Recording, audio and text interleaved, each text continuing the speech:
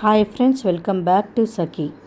Discharge అయ్యి ఇంటికి వచ్చిన రాజు దగ్గరే ఉంటుంది ఇందు.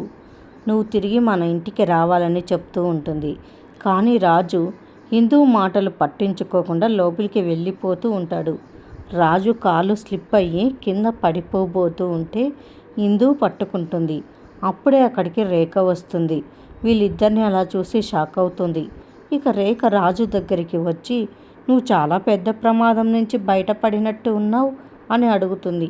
నువ్వే నన్ను చంపాలనుకున్నావు.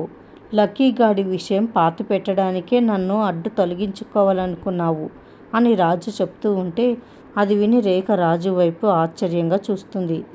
ఇందు లోపలికి వెళ్ళి కాఫీ తీసుకొని వస్తుంది. లక్కీగాడికి కన్న తల్లివి నువ్వే అన్న నిజాన్ని నేను ఇంకొకరికి కూడా చెప్పాను అని రాజు చెప్పగానే రేఖ ఒక్కసారిగా షాక్ అయి రాజు వైపు ఇందు వైపు చూస్తుంది. ఇందు రేఖ వైపు గంభీరంగా చూస్తుంది. నీ నిజం నాకు తెలిసిపోయింది, బయటపడింది అని. మరిన్ని అప్డేట్స్ కోసం ప్లీజ్ సబ్స్క్రైబ్ చేయండి. Thanks for watching.